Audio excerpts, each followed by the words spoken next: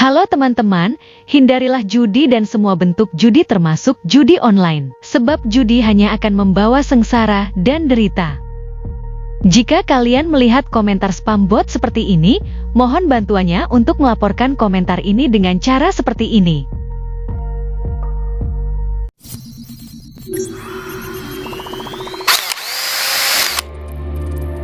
Assalamualaikum warahmatullahi wabarakatuh. Selamat datang kembali di Rio Hotspot Channel. Akun Instagram Football Prediction kembali membuat sebuah prediksi, kali ini Liga Indonesia. Dan yang diprediksi kali ini adalah skor pertandingan di pekan 1 BRI Super League. Kita akan coba bandingkan nih prediksi dari akun ini dengan hasil yang terjadi di lapangan. Di akun ini ditulis Borneo lawan Bayangkara itu menang Borneo 4-1, dan ternyata skor akhirnya yang kenyataannya cuma 1-0. Emang sebenar Borneo juga yang menang. Kemudian Persebaya 3-3 lawan PSIM ditulis, tapi ternyata skornya malah 0-1 buat PSIM. Lalu PSM Makassar di sini ditulisnya 0-0 lawan Persijap, ternyata hasilnya 1-1. Lalu juga di sini tulis Persib 1-0 lawan Semen Padang, Dewa United 2-0 lawan Malut, Madura 2-1 lawan Solo, Bali 3-1 lawan Kediri, Persija 4-2 lawan Persita, dan Arema 3-3 lawan PSBS. Nah, gimana menurut kalian prediksi dari akun ini?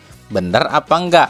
Ya kita akan lihat nanti ya, usai dari pekan pertama ini ya, apakah berapa persen sih yang benernya tebakan dari atau prediksi dari akun Football Database.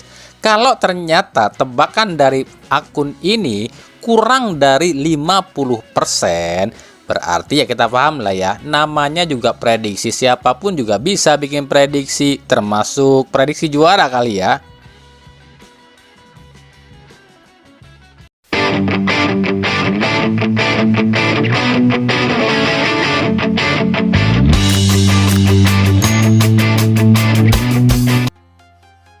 Kita lanjut ke berita klub dan juga transfer dari BRI Super League. Yang pertama dari Persik Kediri. Persik Kediri meresmikan Jose Enrique. Ini striker asal Spanyol, 29 tahun, bertinggi tubuh 186 cm.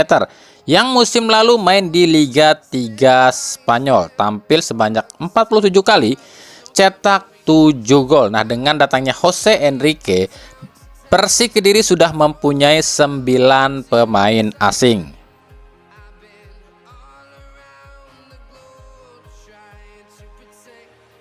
Yang kedua Arema FC. Arema FC meresmikan pemain baru. Dia adalah Matius Pedang. Matius Pedang lah, kan namanya Matius Blade. Sementara Blade itu kan bahasa Inggrisnya namanya pedang atau bilah ya. Nah, si Matius Blade ini bek asal Brazil berusia 28 tahun yang musim lalu main di Serie C Brazil. Lah, bukannya Arema udah punya 11 pemain asing ya? Kok nambah pemain asing baru lagi? Jadi 12 dong semuanya. Kan kami udah jelaskan.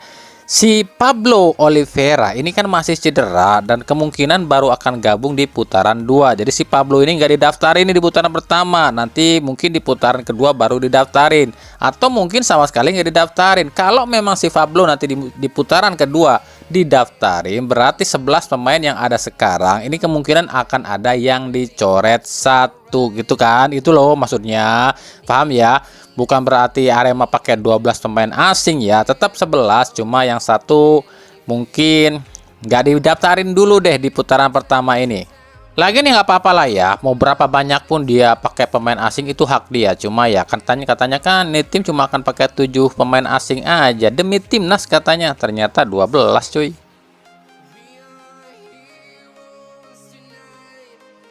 Yang ketiga dari Persija Jakarta. Nah, Persija pun sama nih akan mendatangkan pemain dengan nama Matius juga, tapi bukan Matius Pato lo ya, tapi Matius Peixoto. Ini striker asal Brazil, 29 tahun, bertinggi tubuh 190 cm. Yang saat ini main di Liga 2 Jepang bersama klub Jubilo Iwata. Harganya cukup mahal, 17,38 miliar. Wow, luar biasa. Persija ini incarannya nggak kaleng-kaleng ya.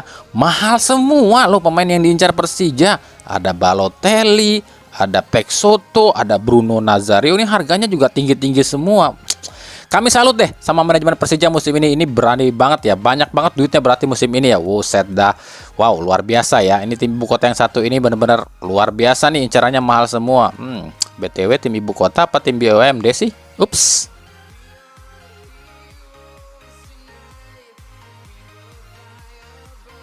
Yang keempat dari PSM Makassar. PSM Makassar dipastikan belum bisa mendaftarkan para pemain barunya ya, sebab masih terkena sanksi di FIFA. Ini sanksinya belum kelar nih. Tersisa 2 lagi sih sanksinya. Salah satu sanksinya itu utang sama William Pluim ya. Yang kalau di total, ini ya daftarnya ya. Kalau di total itu utangnya si PSM ke William Pluim itu dari 2023 sampai 2024 itu 2,2 miliar. Makanya kemarin saat lawan Persijap Jepara, PSM itu cuma tampilkan 2 pemain asing dan semuanya itu muka lama semua, pemain lama semua. Nah, untuk Semen Padang sendiri ini di situs FIFA udah hilang ya, udah lenyap ya sanksinya.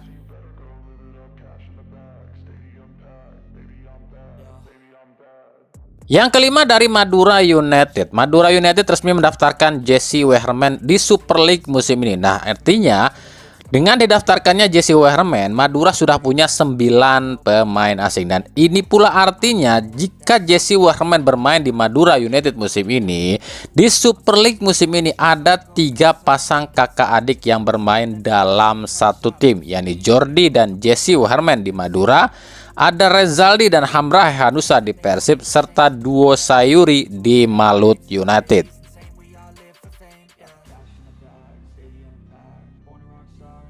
Yang keenam dari Persib Bandung. Dari Persib ini ada 2 berita. Yang pertama, Viking Persib Club ini meminta pada PSSI dan PT Liga untuk menunjukkan bukti nih, surat dari FIFA. Bener apa enggak tuh FIFA menulis atau mengirim surat katanya masih ada larangan supporter away. Kalau ini sih sebenarnya ya, bukan cuma Viking Persib Club sih yang pengen tahu, tapi kami dari pengamat sepak bola pun mendesak PSSI dan PT Liga untuk menunjukkan bukti. Bener nggak tuh? Katanya ada surat dari FIFA nih, supporter masih dilarang away. Mana suratnya? Itu kami juga di para pengamat ini lagi mendesak PSSI dan LIB untuk menunjukkan bukti. Ada apa enggak tuh suratnya?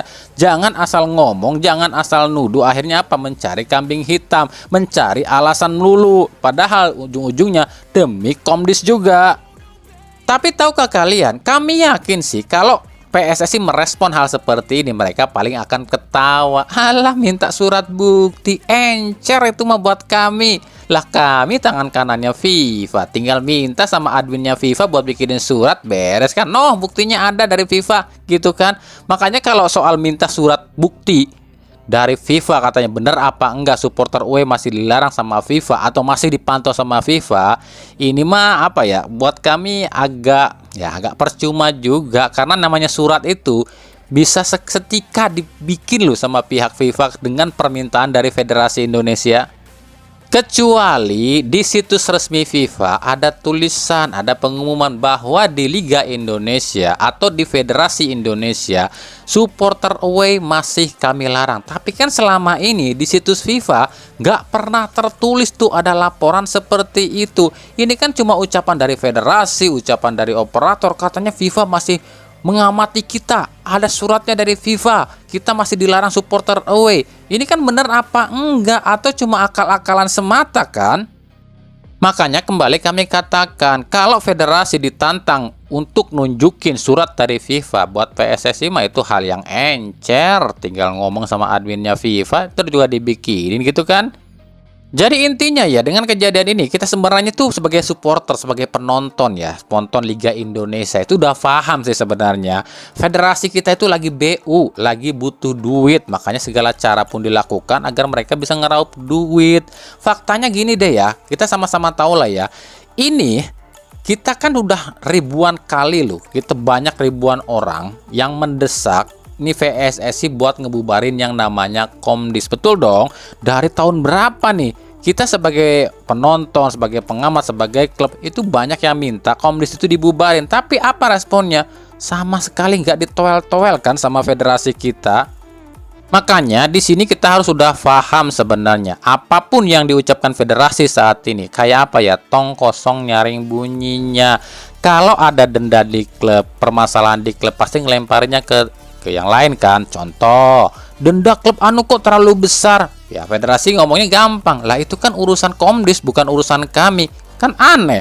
Lah sementara Komdisnya bikinan siapa? Yang memerintahkan Komdis siapa? Kan situ-situ juga.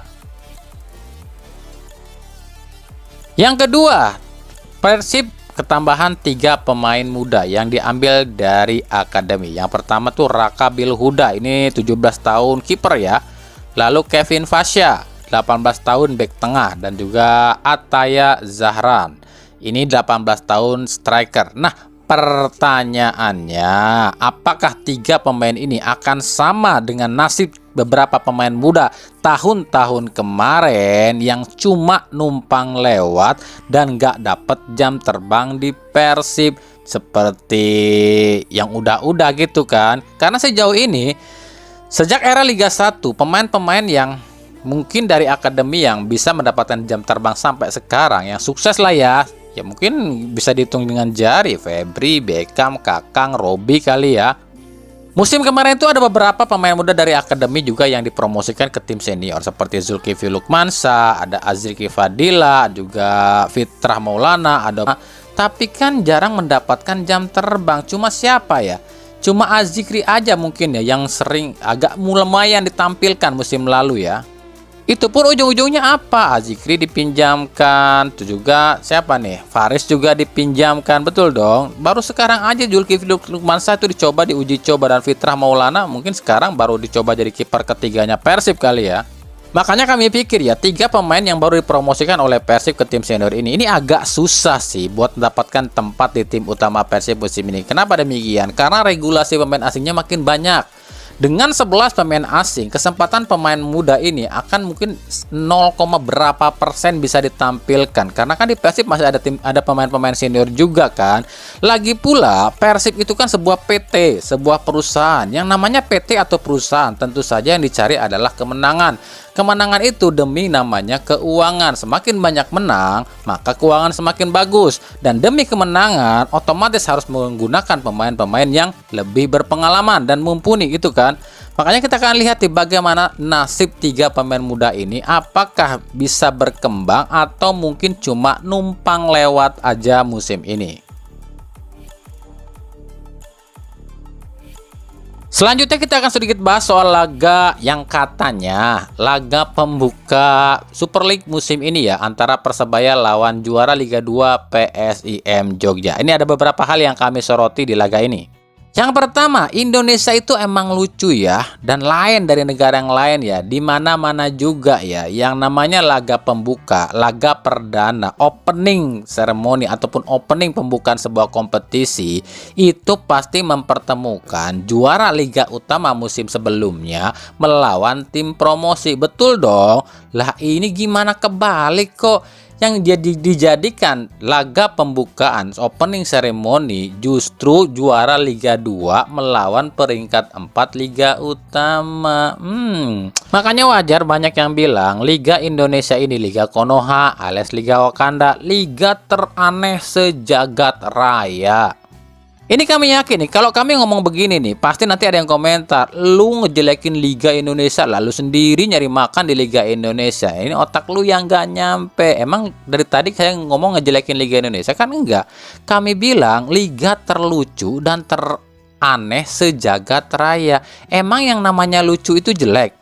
Enggak, belum tentu kan. Emang yang namanya aneh itu jelek? Kan belum tentu juga. Itu perspektif atau pikiran masing-masing. Kalau lu anggap lucu itu jelek, ya itu urusan lu. Kalau lu bilang aneh itu jelek, ya itu berarti pikiran lu. Sebab kami di sini bilang terlucu dan teraneh sejagat raya. Itu terserah kalian mau bilang bagus apa jelek, ya itu urusan kalian. Yang kedua, gimana nih kualitas siaran Indosiar yang katanya kameranya ditambah, juga kualitasnya dipertinggi. Gimana? Udah ada kemajuan apa enggak menurut kalian? Ini siarannya lebih enak ditonton apa enggak? Kalau buat nyamain siaran SCTI jangan dulu deh ya. Masih kebanting sebenarnya kalau kami lihat, jujur masih kebanting ya. Apalagi iklannya masih gede-gede gaban cuy ya, nggak tahu dah. Tapi nggak tahu juga pendapat kalian. Lebih bagus apa enggak nih?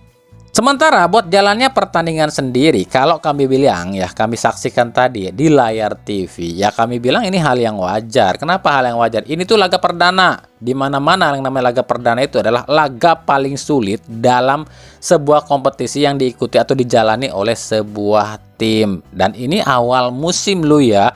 Jadi kualitas pemain dan juga kondisi pemain pun belum 100% fit lu ya. Nah, yang menentukan di laga ini adalah kecerdikan pelatih, stamina pemain, dan mental pemain. Dan ini terbukti. Di laga ini, pelatih PSIM Jogja sedikit lebih cerdik dibandingkan pelatih Persebaya. Kenapa kami bilang seperti itu? Van Gastel di kubu PSIM ini lebih sedikit cerdik. Dia ini nggak memerintahkan anak asuhnya buat main ngotot dan kuasai bola loh ya, tapi lebih ke delay dan lebih main efektif. Gastel ini tahu ini laga perdana, stamina pemain ini belum tentu fit 100%. Makanya dibikinlah pemain-pemain ini tuh memperpelan gaya mainnya supaya tenaganya nggak terkuras habis. Tapi dengan seperti itu, pemain PSIM ini bisa menghemat energi dan juga bisa mencari celah nih, kapan nih bisa nyerang nih. Itu kecerdikan yang nggak dimiliki oleh pelatih Persebaya di laga ini. Sementara Eduardo Perez di kubu Persebaya dari awal sudah memerintahkan anak asuhnya buat gaspol, gas penuh, speed 6 malahan ya. Dan ini jadi blunder. Kenapa jadi blunder? Edu Perez ini mungkin lupa ini tuh awal musim dan laga perdana. Tentu saja stamina pemain Persebaya belum mencapai level 100%. Dan ini kebukti ya. Di menit-menit akhir Persebaya itu kedodoran karena stamina yang menurun. Akhirnya apa? Fisik, konsentrasi, dan mental ini sudah menurun semua. Terbukti gol Ezekiel Vidal ini kan bukti dari kelemahan atau kelengahan gara-gara stamina para pemain Persebaya ini udah sangat menurun. Lalu soal permainan pun ya, kami pikir ya nggak tahu juga sih, ini baru laga perdana sih. Tapi kalau kami lihat ya, gaya permainan Edu Perez Persebaya saat ini ya mungkin bisa dibilang sedikit monoton ya. Bruno ke Rizaldi, Bruno ke Rizaldi lagi, paling sebentar-bentar ke Rivera. Nggak ada kreativitas yang lebih gimana gitu di lini tengah yang dikuasai oleh, yaitu yang dikomando oleh Rivera, Milos, dan juga siapa tuh namanya, Tony Firmansyah ya.